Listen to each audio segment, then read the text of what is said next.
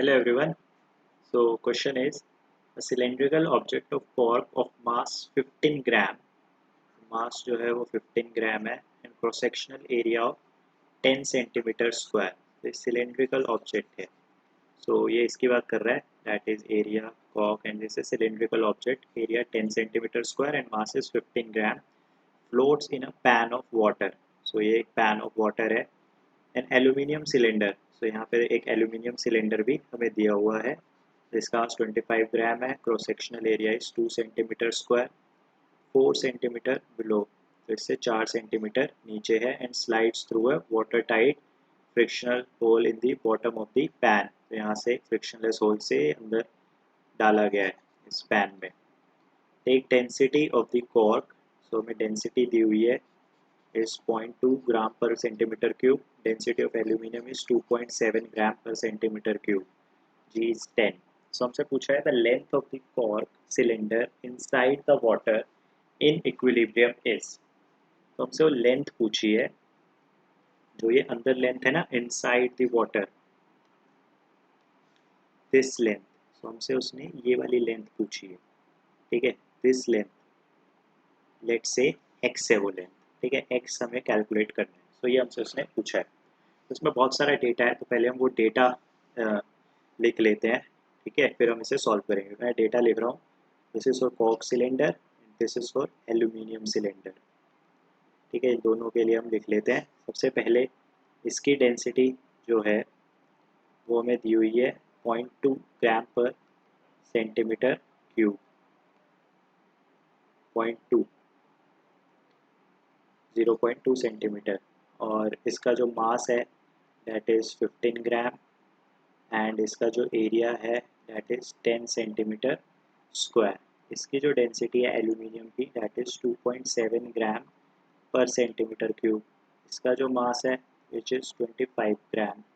और इसका जो एरिया है that is A2 is 2 centimetre square. तो सबसे पहले हमने जो डेटा हमें गिवन था वो हमने लिख लिया एंड एक्स हमें कैलकुलेट करना है. तो ये हमारे पास क्वेश्चन है. तो हम इसका एक्स कैलकुलेट कैसे करेंगे? फ्री बॉडी डायग्राम बनाएंगे. ठीक है, तो ये जो लिक्विड है यहाँ पर उसकी हमें डेंसिटी गिवन नहीं है, तो पहले हम मान लेते हैं कि इस लिक्विड की डेंसिटी क्या है, रो मान लेते हैं. ठीक है, तो एफपीडी बनाते हैं पहले दोनों की. तो पहले हम कॉर्क की एफपीडी बनाते हैं. तो अगर हम इसकी एफपीडी देखें, ठीक है, हम यहाँ पर कॉर्क की एफपीडी बनाएंगे और यहाँ पर एल्यूमिनियम की एफपीडी बना लेंगे. ठीक है, तो इसकी एफपीडी बनाते हैं.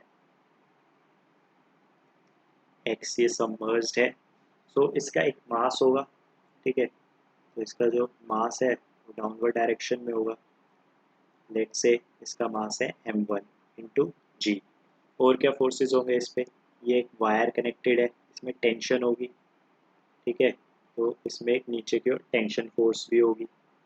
हाँ, इस पर टेंशन फोर्स भी लग रही होगी, तो वो भी हमने अप्लाई कर दी, दैट इज टेंशन फोर्स. और ये इस लिक्विड में है, तो लिक्विड हमेशा एक बायंसी फोर्स लगाएगा ऊपर की ओर. और वो कहाँ से पास करेगी? जो लिक्विड के अंदर सबमर्ज है ना उसका सेंटर ऑफ मास. ठीक है, तो इसका जो सेंटर मास है सबमर्ज पार्ट का सेंटर ऑफ मास है, तो हमें पता है कि ऊपर एक बायंसी फोर्स लगेगी एंड जो सबमर्ज पार्ट है उसके सेंटर ऑफ मास से पास करेगी. ठीक है, हमें उससे वो नहीं है. बट बायंसी फोर्स कितनी होती है? वॉल्यूम डिस्प्लेस्ड, एंड अगर हम देखें तो x इंटू A1, तो ये हमारा वॉल्यूम डिस्प्लेस्ड है. ठीक है, into density of the liquid which is rho into g. ठीक है, तो ये आती है हमारे पास कॉर्क का एफपीडी. वॉल्यूम डिस्प्ले समझ आया, x इंटू A1 होगा. x पार्ट इज सबमर्ज्ड है, A1 एरिया है, so that is FPD of this.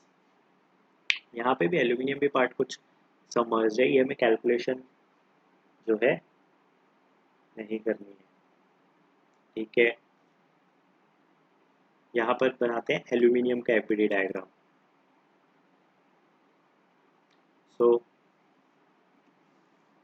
सो यहाँ पर अब हम फ्री बॉडी डायग्राम बना रहे हैं एल्यूमिनियम का. सो एल्यूमिनियम का मास होगा. ठीक है, ऑब्वियसली मास एक्ट करेगा एल्यूमिनियम का, that is m2 into G. Aluminium पे एक ऊपर की ओर टेंशन फोर्स है। अब एल्यूमिनियम पर भी एक ऊपर की ओर बायनेंसी फोर्स होगी, बट अगर मैं यहाँ पे एक और वेरिएबल नहीं लेना चाहता क्योंकि मेरे पास ऑलरेडी एक वेरिएबल है और मैं इसे सॉल्व करना हूँ, सो अगर मुझे इसके बायनेंसी फोर्स लिखनी है तो मुझे पता है buoyancy force is nothing but pressure difference. Pressure difference ही बायनेंसी फोर्स होता है एक्चुअली, जो ऑब्जेक्ट सबमर्ज्ड है। अगर मैं इसमें प्रेशर डिफरेंस निकाल पाऊँ कि यहाँ पर कितना प्रेशर होगा और इस पॉइंट पर कितना प्रेशर होगा, इन दोनों पॉइंट के बीच का जो प्रेशर की वजह से फोर्स आएगा वही जो डिफरेंस होता है एक्चुअली दैट इज बायनेंसी। तो वही बायनेंसी होता है, तो मैं प्रेशर डिफरेंस का यहाँ पर यूज़ करूँगा। अगर आप देखें तो एटमॉस्फेयर में है, तो यहाँ पर जो प्रेशर इस पे लगेगा दैट इज एटमॉस्फेरिक प्रेशर, है ना। तो एटमॉस्फेरिक प्रेशर लगेगा यहाँ पर इस पर, ठीक है। यहाँ पर atmospheric pressure into area, so atmospheric pressure is P not into area is A2 यहाँ पर। अब मुझे यहाँ पर प्रेशर निकालना है, इस पॉइंट पर प्रेशर कैसे कैलकुलेट करेंगे, यहाँ पर प्रेशर वही एटमॉस्फेरिक प्रेशर पी नॉट, इस पॉइंट पर प्रेशर पी नॉट, यहाँ पर फोर्स लिखेंगे पूरा, तो A1 P not into A1 होगा यहाँ पे फोर्स। यहाँ पर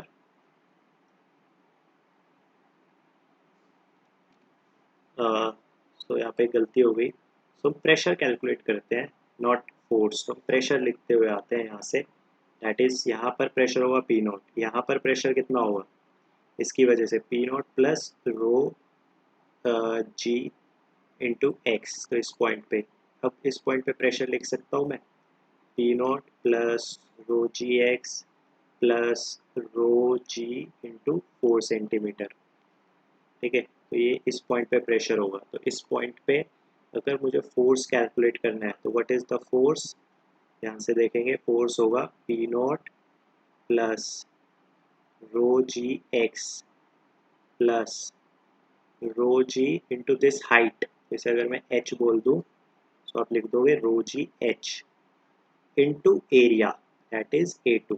ये फोर्स कहाँ लगेगा, डाउनवर्ड। और इन दोनों फोर्सेस के डिफरेंस से, कौन सी दो forces, this force and this force, इन दोनों फोर्सेस के डिफरेंस से ही क्या कैलकुलेट होती है, बायनेंसी फोर्स। जो नेट फोर्स होगा इन दोनों का that is बायनेंसी force.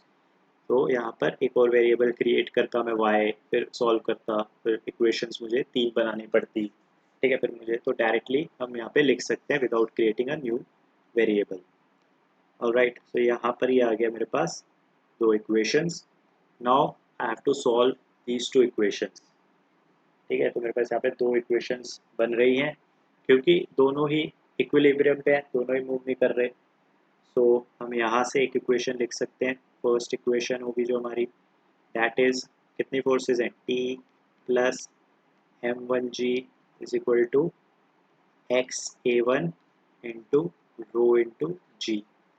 Second equation हमारी एल्यूमिनियम वाले से बनेगी।